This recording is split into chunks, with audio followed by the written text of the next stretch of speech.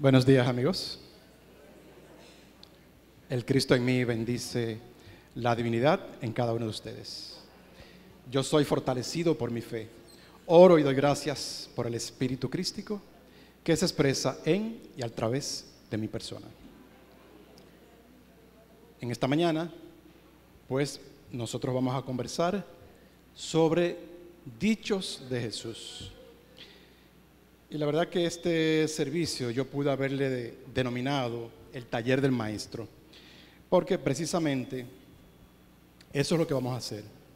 Vamos a entrar al taller del maestro con la finalidad de nosotros allí buscar herramientas ya conocidas por nosotros, pero vamos a buscar esas herramientas para trabajar el día a día.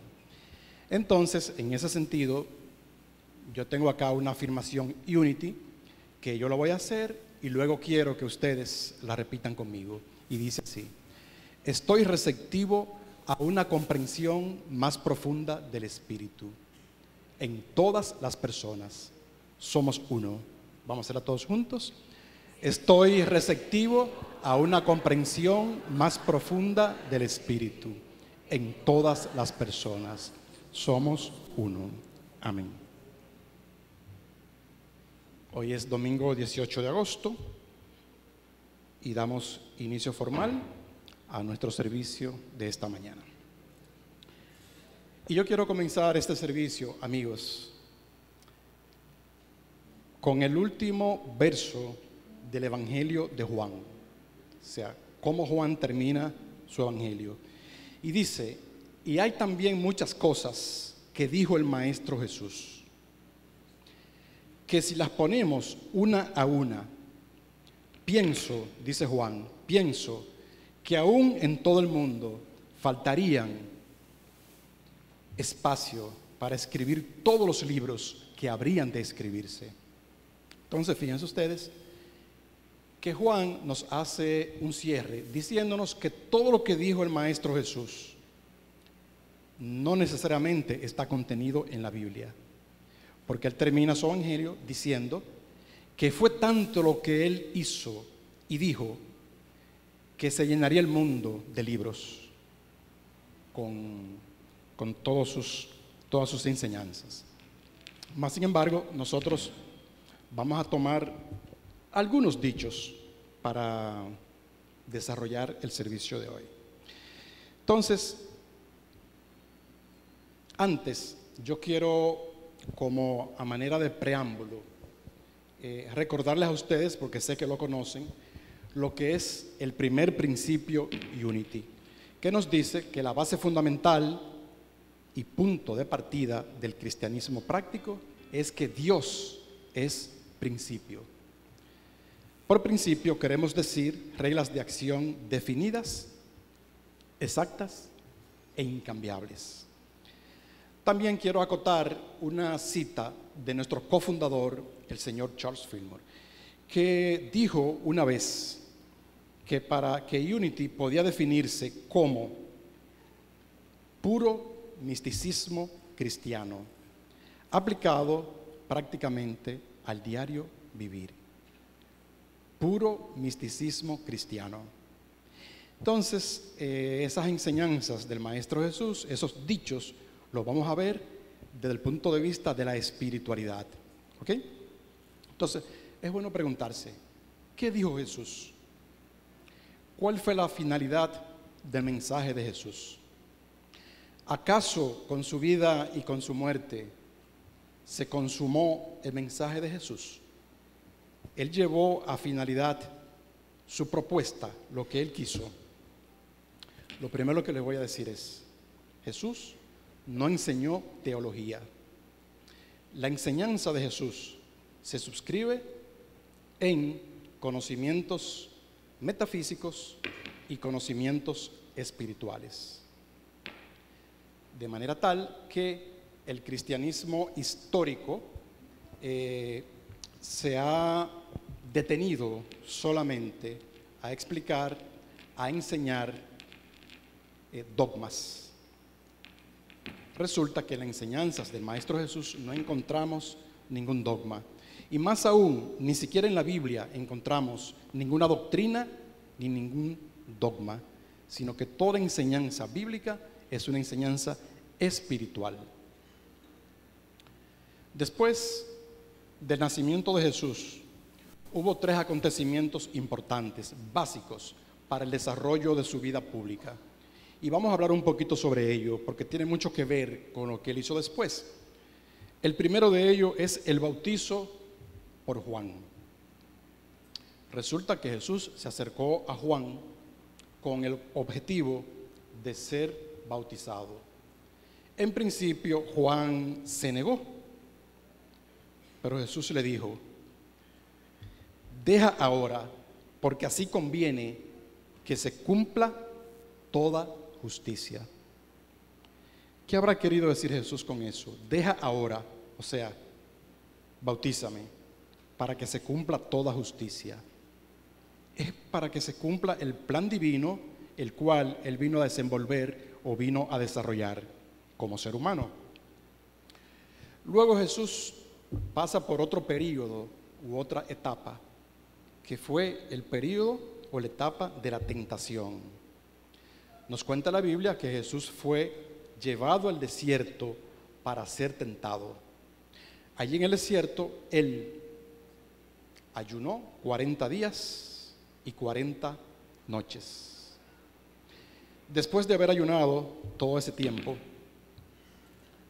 Jesús fue tentado en 3 ocasiones. Y al final Jesús dijo: vete, Satanás. Y vinieron ángeles y le sirvieron. Cuando Jesús dice vete, Satanás, y nos dice la Biblia que vinieron ángeles y le sirvieron, ¿qué quiere decir esto? Para nosotros, como estudiantes de la verdad, como estudiantes espirituales, como conocedores de la Biblia, sabemos que en ese momento los ángeles que le servían no eran más que las ideas divinas, los pensamientos de Dios que Jesús asumió como sus propios pensamientos. A eso se refiere cuando Jesús habla de que iba a iniciar su vida pública. Y por último fue la elección de sus discípulos. Se cuenta que Jesús se acerca a Andrés y a Simón y les dijo: vengan en pos de mí, que les voy a hacer pescadores de hombres. Y no voy a hacer mención de cómo él eligió a Natanael o Bartolomé, que fue un caso aún más dramático, cuando Jesús le confesó que ya lo había visto antes de que lo llamara. ¿Ok? Entonces, señores, una vez Jesús fue tentado, él inició lo que se llama su vida pública. Entonces Jesús comenzó a predicar en las sinagogas de ellos, dice la Biblia. De manera que aquí queda establecido que Jesús no hizo iglesias, no construyó una iglesia para sí, sino que él predicaba en las iglesias o sinagogas que ya existían. Y también nos acota la Biblia que ya para ese entonces Jesús se hizo una persona muy conocida, y que era conocida en toda Siria como un hombre de Dios, como el Hijo de Dios, como un taumaturgo o como un curador o un sanador. Entonces Jesús en ese momento inicia lo que tal vez sería el más importante discurso, la más importante intervención oratoria que algún humano haya hecho.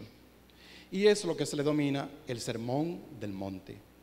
El Sermón del Monte recibe ese nombre, le fue dado por un reconocido místico, filósofo, religioso del siglo IV, Agustín de Hipona. Y Agustín se basó precisamente en Mateo 5:1, cuando dice la Biblia que Jesús, viendo la multitud, subió al monte, se sentó y vinieron los discípulos. Por eso él le llama el Sermón del Monte. Resulta y viene a ser que en el Evangelio de Lucas hay un paralelo con un sermón parecido, pero allí se le llama el Sermón del Llano. Algunos estudiosos dicen que probablemente sea el mismo sermón, otros dicen que definitivamente ese fue un sermón diferente, pero que él usó sus mismas enseñanzas, pero que no tuvo nada que ver con el primer sermón del monte. Pero lo que sí es importante es, y lo que sí ha creado debate, es cómo llevar día a día esas enseñanzas de Jesús del Sermón del Monte. Porque el Sermón del Monte, señores, es la doctrina más radical para llegar al reino de los cielos o al reino de Dios. Y también se le considera el corazón de la Biblia. Entonces, precisamente, los dichos de Jesús que vamos a analizar, los vamos a tomar solamente del Sermón del Monte. Porque la carrera de Jesús fue muy dilatada. O sea, fue mucho lo que Jesús habló, pero en el Sermón del Monte Él concentra sus enseñanzas. Y fue un discurso variopinto. Allí Jesús habló de todo, hasta del divorcio habló. Entonces vamos a ir analizando algunas de esas cosas que Jesús dijo en ese momento. Y comenzamos con las bienaventuranzas. Las bienaventuranzas significa bendición. También es conocida como las beatitudes y también como las actitudes del ser. ¿Por qué? Porque las enseñanzas de Jesús, señores, están dirigidas no a lo externo, no a lo físico, no a los acontecimientos humanos que muchas veces ocurren, sino a lo interno de nuestro ser. Por eso recibe ese nombre. Bien, en esas bienaventuranzas Jesús menciona 8 o 9, dependiendo del texto bíblico que ustedes estén estudiando. Y Jesús allí habló de quién eran los bienaventurados. Dijo que los pobres, los que lloran, los mansos, los que tienen hambre y sed de justicia, los misericordiosos, los limpios de corazón, los pacificadores, los que padecen persecución por causa de justicia, los que por su causa son vituperados y perseguidos. Todas esas personas son bienaventuradas. Y añadió, gocen y alégrense, porque su galardón es grande en los cielos. Entonces, aquí vemos ya un tema a discutir. Resulta que Jesús mismo se llamó a sí mismo el Mesías. Él dijo que él era el Mesías. Y gran parte del pueblo lo reconoció como el Mesías. Ahora bien, ¿qué o quién era el Mesías? O al menos, ¿qué era el Mesías que ellos esperaban? Ellos esperaban una persona que les iba a liberar del yugo romano, del imperio romano. O sea que más bien ellos esperaban era un soldado, un guerrero con un ejército dispuesto a matar al enemigo para liberarlos del sometimiento de Roma, del imperio romano. Pero resulta que viene este hombre y lo que dice que misericordioso es el pobre, que misericordioso es el que sufre. Entonces esto nada tiene que ver con lo que esperaban los judíos de esa época. Ellos esperaban era una persona brava, montada en un caballo, con una espada en su cinto y un ejército detrás. Pero viene este hombre apacible, lleno de amor, con un mensaje completamente diferente hasta entonces y desconocido. Porque su mensaje está centrado en el amor. Es fácil aceptar esas verdades, aceptar esas cosas. Mucho más difícil es practicarlas. Y enseguida Jesús dice, ustedes son la sal de la tierra. Y de inmediato añade, ustedes son la luz del mundo. Cuando Él dice, ustedes son la sal de la tierra, ¿qué quiere decir Jesús con esto? Resulta que la sal de la tierra, como ustedes saben, es el elemento que da sabor a los alimentos. Pero más que eso, la sal era un producto importante. En ese entonces y antes, era inclusive la manera de paga por trabajo realizado. De ahí viene el nombre salario de la sal, porque las personas trabajaban y pagaban era con sal. ¿Y por qué la sal tenía tanto valor? Recuerden que en ese entonces no habían frigoríferos y los alimentos se guardaban cubiertos de sal para que no se descompusieran. Entonces ese es el valor, fíjense la importancia que tenía la sal. Y Jesús dijo, ustedes son la sal de la tierra, o sea, ustedes son lo más importante, lo que da sabor al planeta, a la tierra. Y cuando Él dice, ustedes son la luz del mundo, llega aún más lejos. Se refiere a que nosotros somos energía, somos luz. Y precisamente en el siglo XIX, la ciencia, la física cuántica, descubre que nosotros estamos compuestos por el elemento más pequeño con vida y con movimiento propio, la célula. ¿Y qué es la célula? ¿Cuál es el contenido de la célula? Una vibración. ¿Qué es esa vibración? Energía. O sea que a última instancia nosotros somos energía. No lo podemos ver porque no tenemos la visión espiritual para verla, pero es así.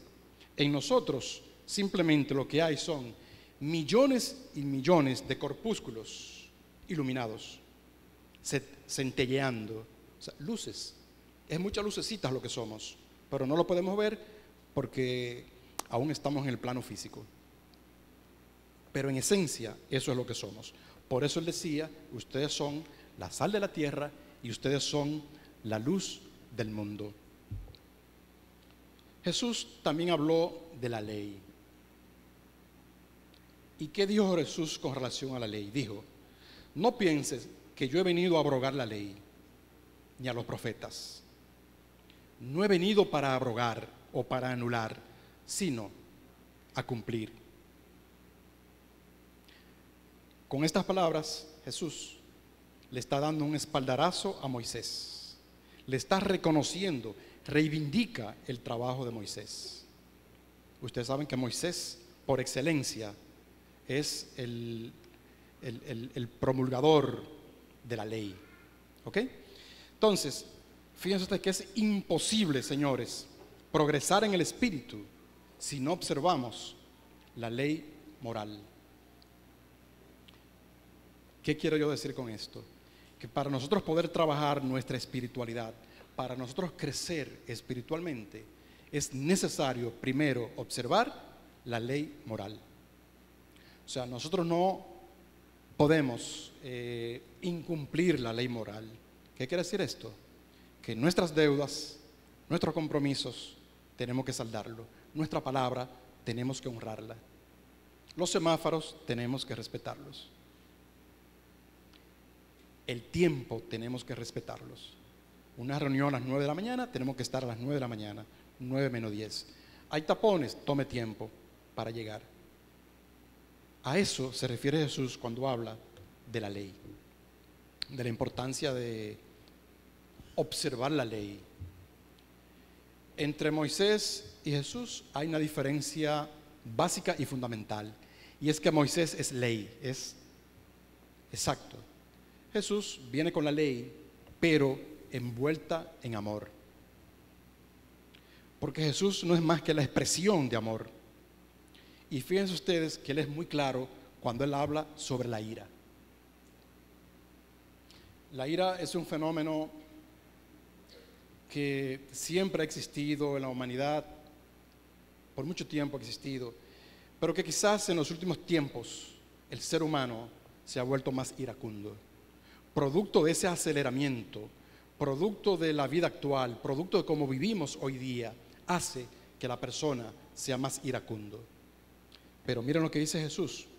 Dice, oíste que fue dicho a los antiguos, no matarás.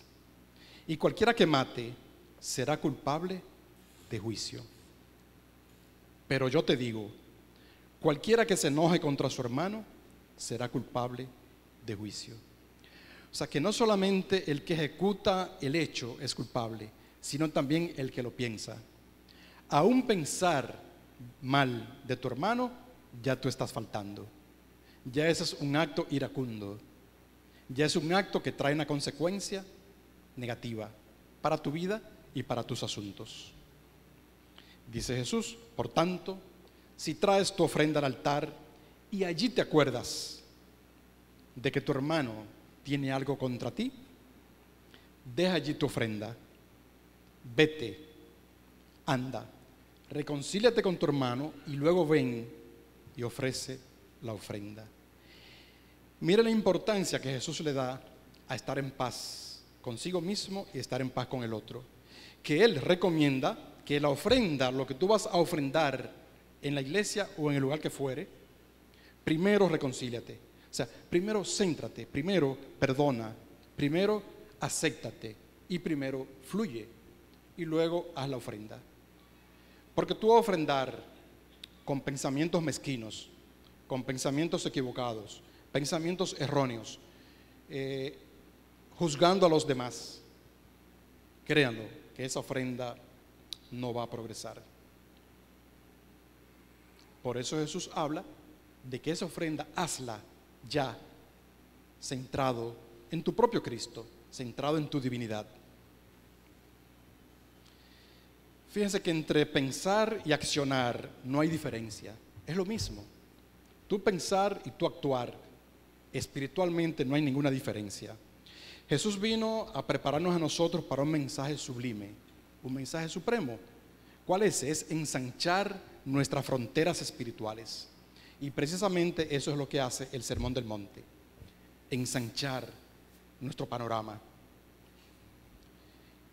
Y luego Jesús habla de los enemigos. Ese Mesías que esperaban que viniera a romper con el enemigo. Fíjense lo que dice Jesús del enemigo. Dice, oíste que fue dicho a los antiguos, ama a tus enemigos. Dice Jesús, bendice a los que te maldicen, haz bien a los que te aborrecen y oras por los que te ultrajan y te persiguen. Miren cuál es la receta para nuestros enemigos: orar por ellos, bendecirlos y tratarlos con amabilidad. Y definitivamente ahí hay ganancias, ahí hay envuelta prosperidad. En ese accionar, en esa manera de pensar, existe lo mejor que nosotros como seres humanos podemos dar. Todo lo que se oponga a una separación entre nosotros y Dios, tenemos que eliminarlo, definitivamente. Jesús también ahí, cuando habla de los enemigos, dijo unas frases que son básicas para sus enseñanzas. Y es que él dijo, sea pues vosotros o ustedes perfectos, como vuestro Padre que está en los cielos es perfecto. O sea que el Maestro Jesús nos manda a nosotros a que seamos perfectos. Y yo le pregunto a ustedes, ¿es Jesús capaz de mandarnos a hacer algo que nosotros no podamos cumplir? ¿Qué piensan ustedes? ¿Ah?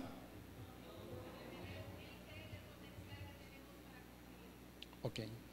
Entonces, si Jesús fue capaz de decir eso, es porque definitivamente eso es posible, alcanzar la perfección.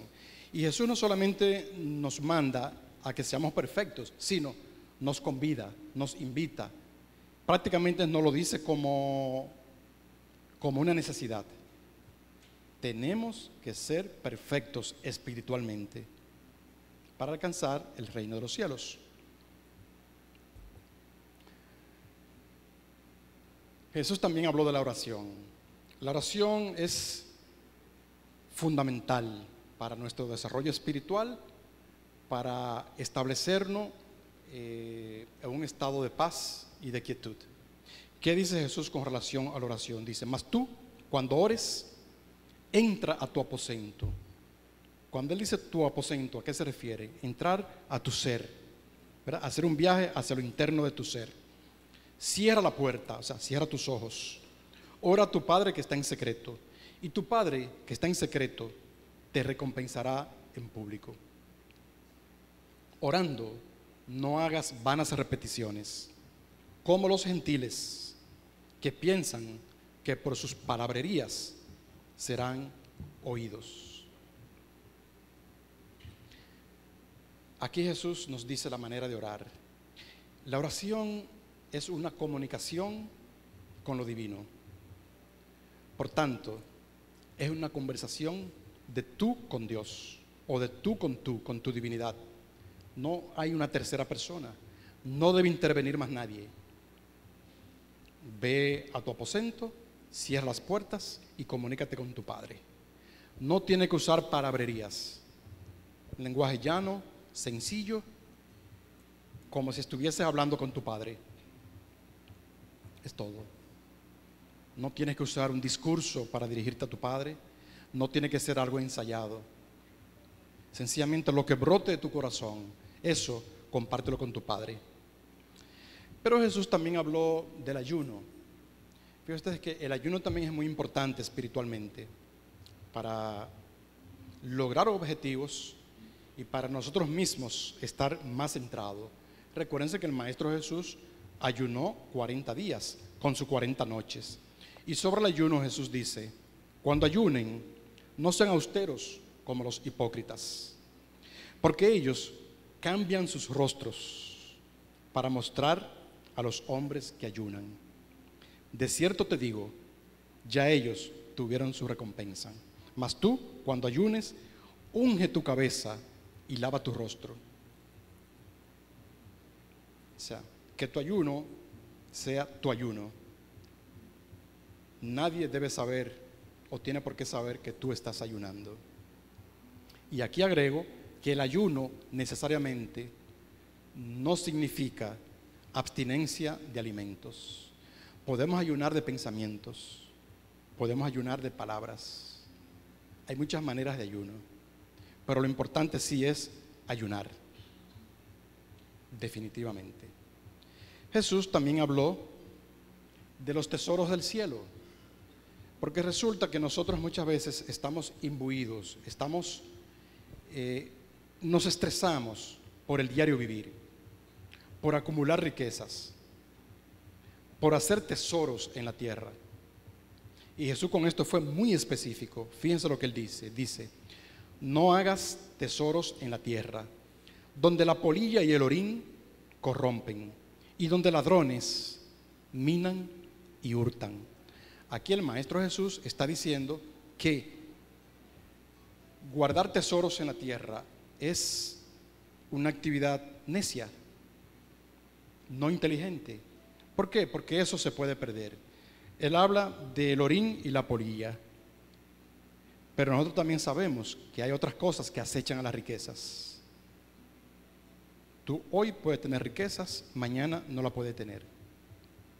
Entonces, no es fundamental para nosotros guardar riquezas. Por eso el Maestro dice, sino haz tesoro en el cielo, donde ni la polilla ni el orín corrompen, ni donde ladrones no minan ni hurtan. Porque donde está tu tesoro, allí estará también tu corazón. Y esto es muy importante. O sea, si tú tienes tesoros y estás cuidando tus tesoros, tu corazón va a estar puesto en tus tesoros. Pero si tú haces o construyes tesoros en el cielo, tu corazón va a estar en el cielo. Nada falta cuando nosotros comprendemos que en el espíritu demandar y obtener es lo mismo. O sea, cuando tú demandas y tú obtienes, no hay ninguna diferencia. Por eso el Maestro de Jesús decía, haz, y se hacía. Porque él sabía que no había diferencia entre hacer y demandar. Y ese es el punto que todos y cada uno de nosotros tenemos que llegar. Jesús también habló de las riquezas y dijo, esto sí que es un punto controversial. Jesús dijo, ninguno puede servir a dos señores, porque aborrecerá a uno y amará al otro, o estimará a uno y menospreciará al otro. No puedes servir a Dios y a las riquezas. Aquí nosotros queremos acotar lo siguiente. Cuando Jesús se refiere a esto de riqueza, se refiere a que no seamos esclavos de la riqueza, que no convirtamos la riqueza en nuestro Dios. Pero en ningún momento se refiere a que nosotros no podemos tener riquezas. No hay ningún peligro en tener riquezas. Al contrario, el señor Charles Fillmore dice que ser pobre es lo que es peligroso. Inclusive, considera que es un pecado ser pobre. O sea que definitivamente lo importante es, señores, no apegarse a la riqueza. Sencillamente dejar que la riqueza por sí mismo actúe. Si ya llega, viene. Si se va, que se vaya. Porque nuestra verdadera riqueza debe estar fundamentada en los cielos. El afán y la ansiedad. Dice Jesús, por tanto te digo, no te afanes por tu vida, qué habrás de comer o qué habrás de beber, ni por tu cuerpo, qué has de vestir. Y aquí Jesús hace unas comparaciones y nos habla de las aves del cielo, que se alimentan, se visten y no hacen nada para ello. E inclusive habla de los lirios del campo y dice que ni aun Salomón con toda su gloria se vistió como un solo de los lirios. Entonces, ¿para qué afanarse?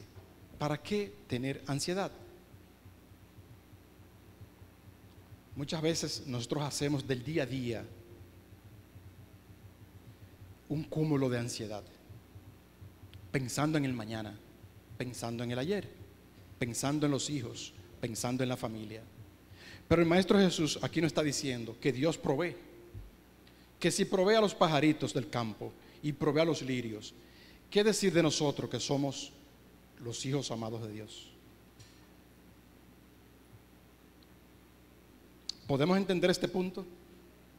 Esto es básico y fundamental. O sea, tenemos que creer en estas enseñanzas del Maestro Jesús.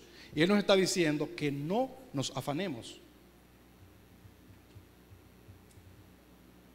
Cada día trae su propio afán, dice el Maestro Jesús.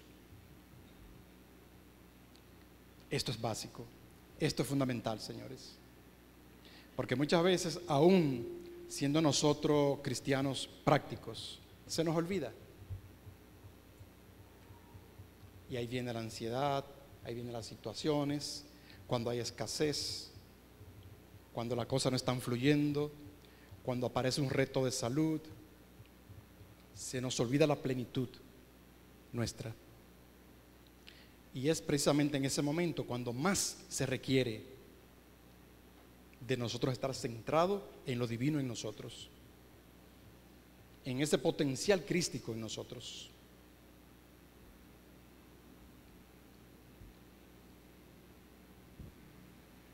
El juzgar a los demás. Definitivamente juzgar a los demás probablemente es el tema que más nos retrasa a nosotros en nuestra vida espiritual. Vivir atento al otro, juzgando al otro, pero casi nunca nos damos cuenta de nuestros propios errores.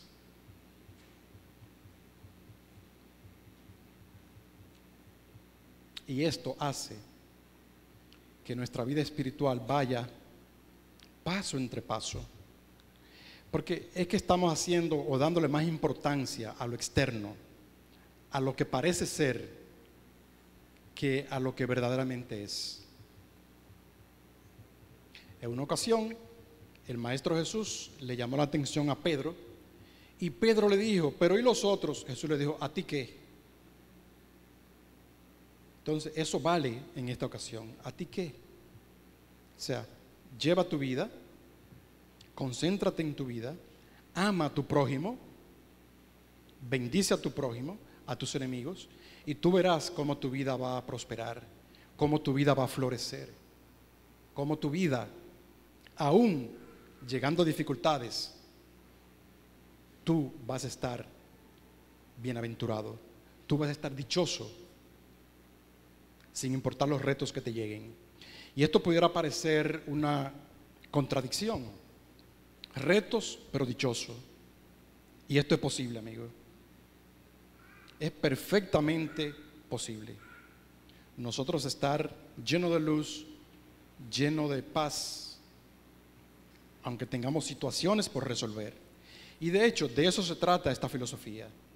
Porque esta filosofía definitivamente no es una varita mágica. No es algo que tú como el hada madrina dices las cosas y apunta y resuelves. No. Todo ocurre mediante un proceso, un desenvolvimiento espiritual.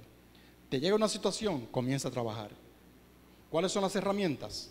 Oración, meditación, centrarte en tu Cristo, centrarte en lo mejor de ti y sobre todo creer, tener fe, desarrollar la fe, sin importar lo que tú ves que se ve tan real. Señores, realmente no es real. La realidad es que nosotros somos sanos, puros, perfectos y prósperos. Y prósperos, si lo creemos.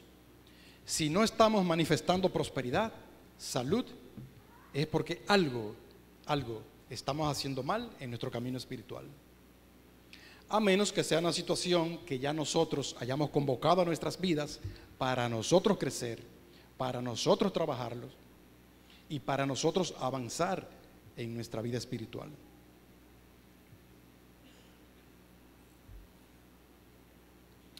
Pide, dice Jesús. Pide y se te dará. Busca y hallarás. Llama y se te abrirá. Porque todo aquel que pide recibe, el que busca halla y el que llama se le abrirá. ¿Cuántas verdades que muchas veces no las creemos o no las practicamos o no las entendemos? Pide y se te dará. Buscas y hallarás. Eso lo está diciendo el Maestro Jesús. Y lo está diciendo para ti y para mí. Esto no fue algo que lo dijo para sus contemporáneos. Estas son palabras de verdad. Como son palabras de verdad, son palabras eternas. Como dijo una vez el Maestro, mis palabras nunca pasarán. O sea que siempre tienen vigencia. De estas cosas que nosotros estamos hablando hoy en la mañana, siempre van a tener vigencia. Nos dice Lois Hay, cada cosa que pensamos está dándole forma a nuestro futuro. Vamos a saber eso, vamos a creer eso. Todo lo que estamos pensando hoy, estamos conformando nuestro futuro. Y si tú a eso le agregas la posibilidad de tú reconocer que con Dios todo es posible, definitivamente todo será posible con Dios. Esto es un pasaje maravilloso. Para mí esto es extraordinario. Estas palabras de pide y se te darás. Porque es la confirmación. Definitivamente es el epítome de la enseñanza de Jesús. Te está diciendo que lo que tú pides es posible. Él aquí no ha puesto ninguna cortapisa. Él aquí no ha dicho o no ha puesto nada que tú tengas que hacer para cumplir esto. Simplemente pides y se te dará. Es todo. Pero pide creyendo, pide sabiendo que lo vas a recibir.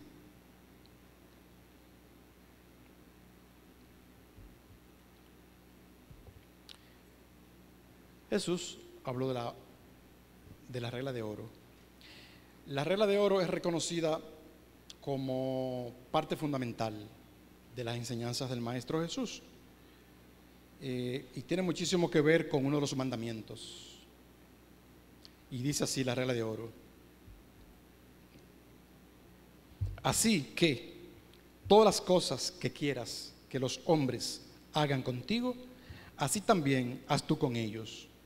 Porque esto es la ley y los profetas. Miren esa regla de oro, qué tan sencilla es.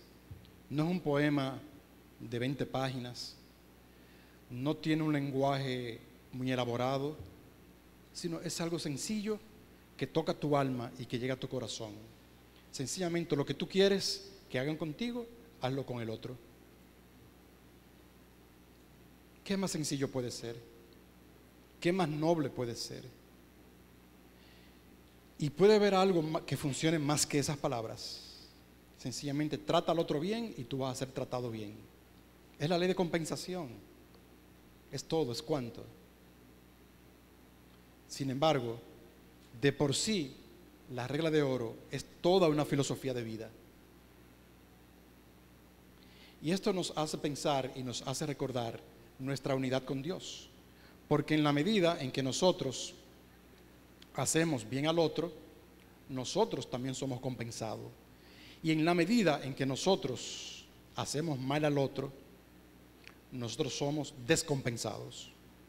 Esa es la ley. Es así. Y así funcionan las cosas. Fíjense que antes del advenimiento de Jesús, cuando solo se aplicaba la ley seca, la cosa era un poco diferente. Era amas si te aman. Ojo por ojo, diente por diente. Jesús viene y enseña, no, ama. Siempre pon por delante el amor. Siempre sé amor. Siempre expresa amor. Y fíjense que después de Jesús haber terminado su sermón del monte, se dice que todas las personas que estaban allí admiraban su doctrina. Porque dicen que Jesús enseñaba como aquel que tiene autoridad. O sea, Jesús hablaba con autoridad. Y algo importante y básico es que después de Jesús bajar de la montaña, lo primero que hace es que sana a un leproso. ¿Qué quiere decir esto? Esa es la consumación de su discurso. Quiere decir que lo del Maestro Jesús no era solamente teoría, no era solamente hablar por hablar, decir cosas, hagan esto, hagan aquello, hagan lo otro. No, es hacer también, es corroborarlo, es comprobarlo con tu vida. O sea, Jesús habló y luego baja y sana a un leproso. Y ese es el punto, señores. En tu vida, en tus asuntos, ¿estás tú sanando tus retos? ¿Estás tú siendo llevado a un punto tal de que tú reconozcas que de por ti mismo nada puedes, pero que por medio del Cristo sí tú puedes hacer y realizar todas las cosas? Todas las cosas, sin miramientos. Señores, Jesús vivía en contacto con Dios y por eso cuando Él hablaba, pronunciaba palabras de poder, palabras de verdad. Pero Jesús nos dice que nosotros mismos podemos elevarnos a ese estadio de conciencia, a esa manera de pensar y a esa manera de actuar. Así es que ahora, en este momento, vamos a entrar a una introspección. Y le pido por favor de que silencien sus pensamientos, pero esta vez les voy a pedir que no cierren sus ojos, mantengan sus ojos abiertos, porque esta meditación que vamos a hacer es interactiva. Todo lo contrario, vamos a fijar la atención en las pantallas y vamos a centrarnos, a creer en las cosas que allí vamos a ver.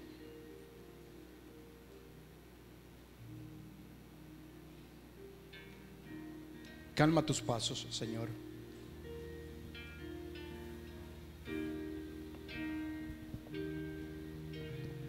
Hoy, tú calma mis pasos, Señor. Al desacelerar los latidos de mi corazón, mi mente se calma y estoy en paz. Al disminuir mi ritmo apresurado, tengo una visión clara de la eternidad del tiempo. Aquí, ahora, reconozco mi unidad contigo, Padre. Sé que tú me amas.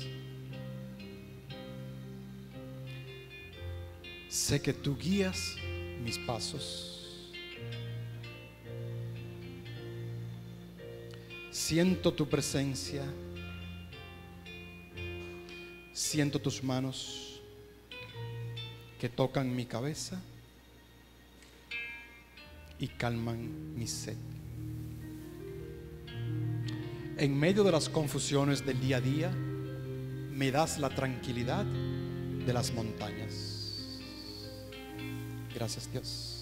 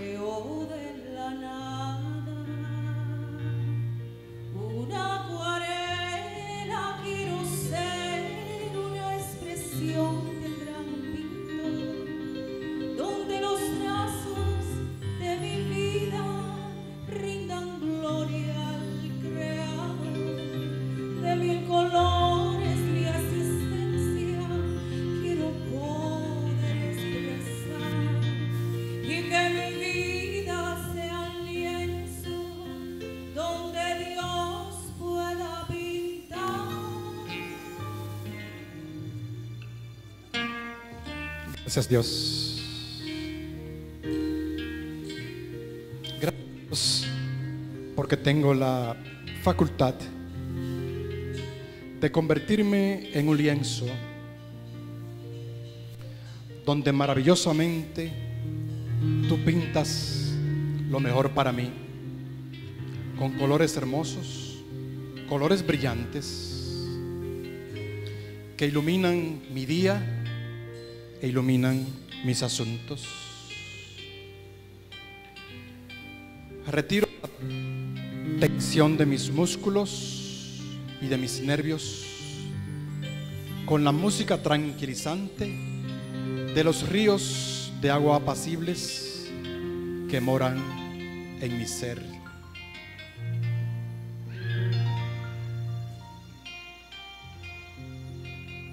Gracias, Dios. Vamos a tomar una respiración profunda con los ojos abiertos. Vamos a inspirar y expirar.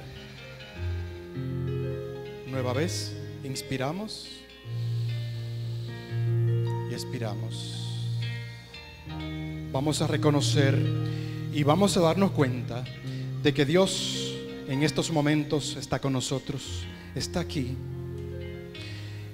haciendo su trabajo, ungiéndonos, diciéndonos a nuestros oídos: tú eres mi Hijo amado, en el cual tengo complacencia.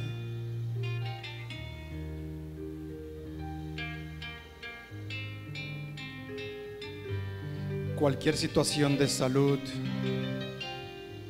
cualquier molestia, desesperanza, en estos momentos entrégalos a Dios.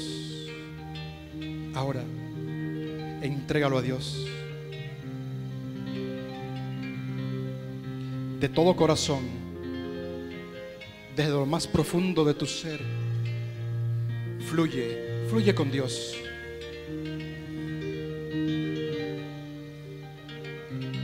Haz que este momento sagrado sea tu momento. Que este momento tú estás solo con Dios, sola con Dios. Órale a Dios. Cierra tus puertas. Entra a ese aposento y dile: gracias, Dios, Gracias, Dios. Gracias por tu presencia en mi vida. Gracias por guiar cada paso de mi vida. Contigo conozco el poder mágico y reparador del sueño.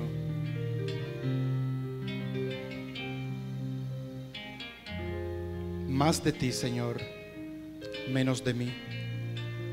Más de ti, Señor, menos de mí. Paz,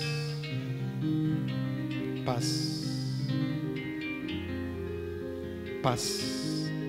Aquíétate, paz. Me enseñas el arte de tomar pequeños descansos, reducir mi ritmo para contemplar una flor, charlar con un amigo, acariciar a un niño, leer un poema, oír una música preferida. Al calmar mi paso, Señor, puedo percibir en medio de la incesante labor cotidiana, de los ruidos, luchas, alegrías, cansancios o desalientos, tu presencia constante en mi corazón.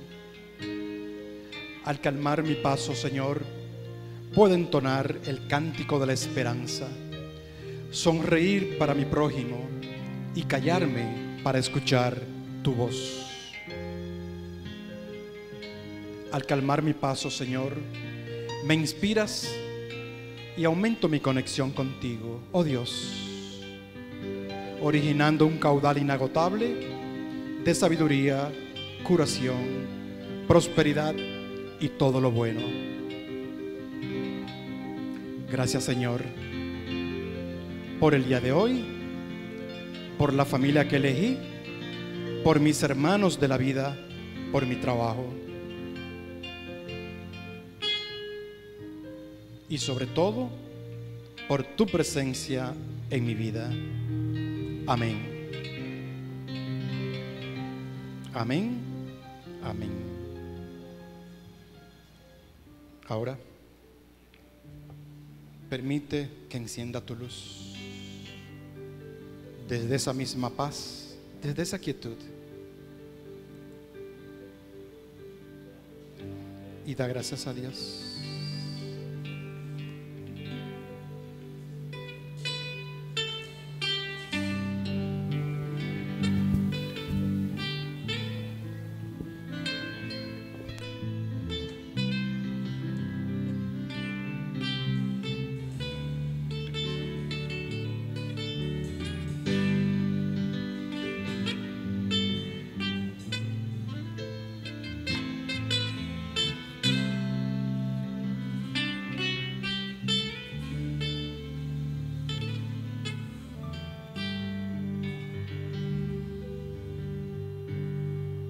Enciende una luz, déjala brillar, la luz de Jesús que brilla en todo lugar.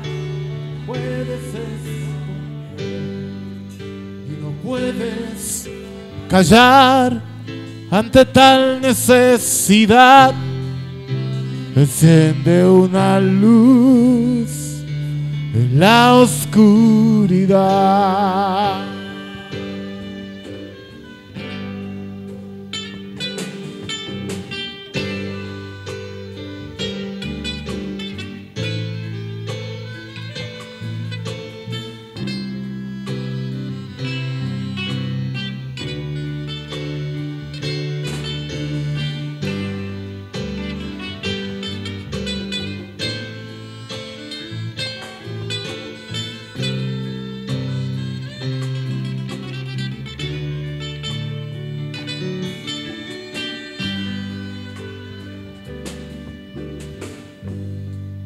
Enciende una luz, déjala brillar, la luz de Jesús que brilla en todo lugar. No puedes esconder y no puedes callar ante tal necesidad. Enciende una luz en la oscuridad y enciende una luz, déjala brillar.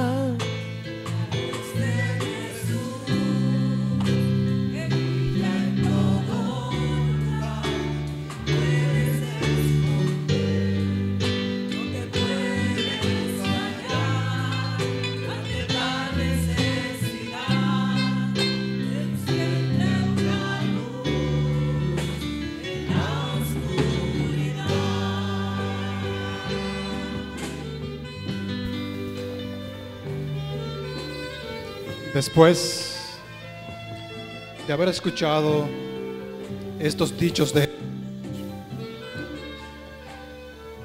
entendemos que tú puedes estar motivado ahora a permitir que esa luz que es en ti salga a manifestación.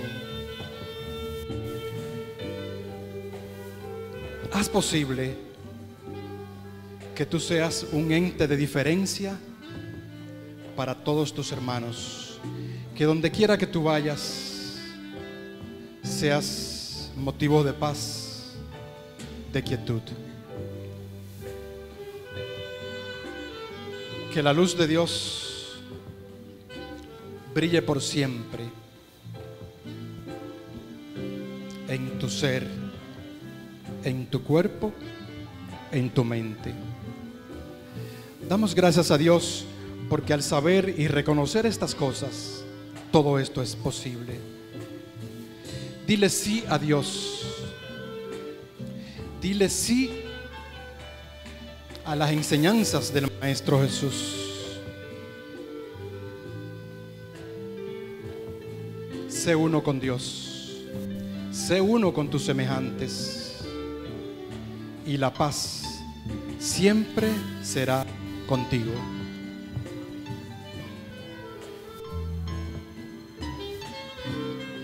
Gracias, Dios. Y enciende una luz, déjala brillar, la luz de Jesús que brilla en todo lugar, no la puedes esconder. Nunca puedes callar ante tal necesidad. Enciende una luz en la oscuridad y enciende una luz.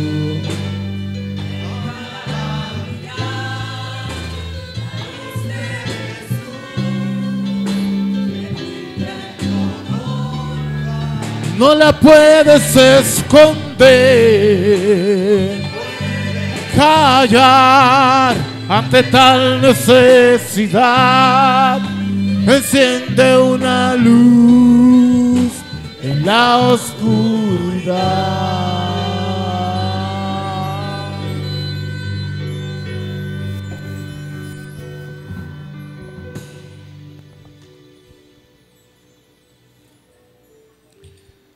Señores,